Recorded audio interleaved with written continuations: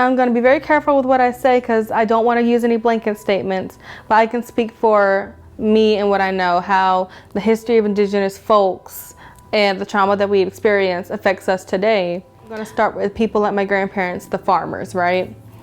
So back then, there wasn't a lot of mental health awareness.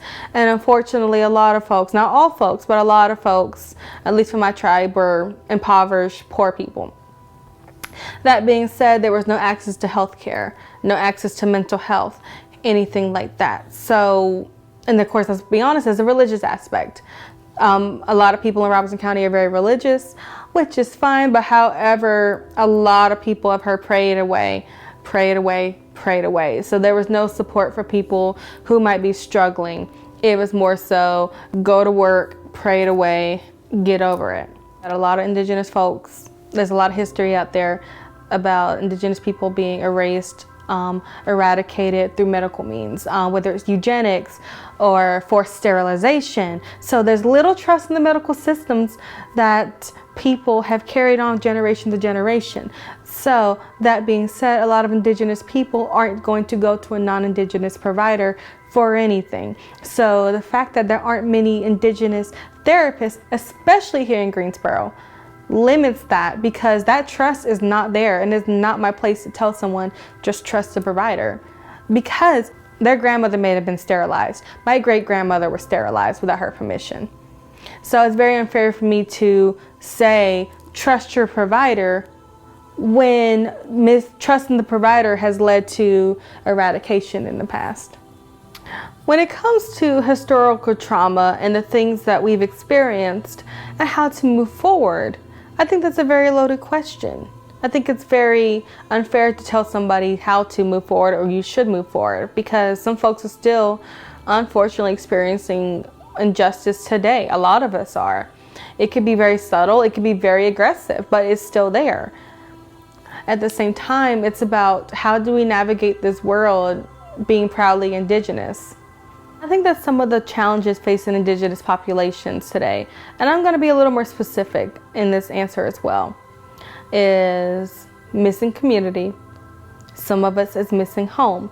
And when I say missing home, I'm talking about us urban Indians, or us natives who were born and perhaps born and raised outside of our tribal communities.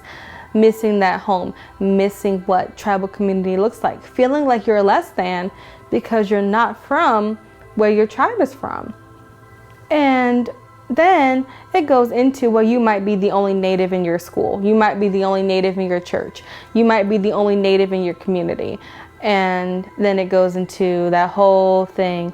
Well, my great grandma was Cherokee. Or did you know Pocahontas? Or any of those things. Those are mental health challenges that we have to face because we're often questioned. Our identities are questioned, I want to say, more than anybody else.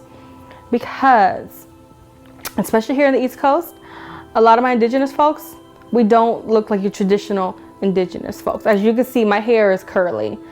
And that is a product of colonization, right?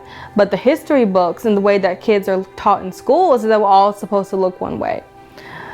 So you have this person, first of all, they're away from their tribal communities. They're away from home. They might not have been raised at home. They might not know anything about their community. And then they come here and they're questioned again. That's a big challenge. That's a big struggle. Identity, I would say identity is one of the biggest struggles that a lot of us struggle with. How I have personally connected to my culture, and once again, unfortunately, you can't say this for everybody, but I was raised into my culture. Despite being born away from Robeson County, despite being raised in Greensboro, my mother was very intentional about us knowing who we are and where we come from. And my grandfather as well, that's where it came from. When my grandfather moved here in the 60s, he was told you had to be either black or you had to be white. You can't be native because, you know, they're not going to accept you. And he refused that statement, and he says, I'm Indian, I'm native, and I'm always going to be native. So I have that luxury, I'm going to call it a luxury. I have that luxury and privilege to be raised that way when some other people did not. So, and then of course it goes into that whole thing of, well, you know, if I wasn't raised in it, how can I be a part of it? But my advice is that it's never too late to reconnect.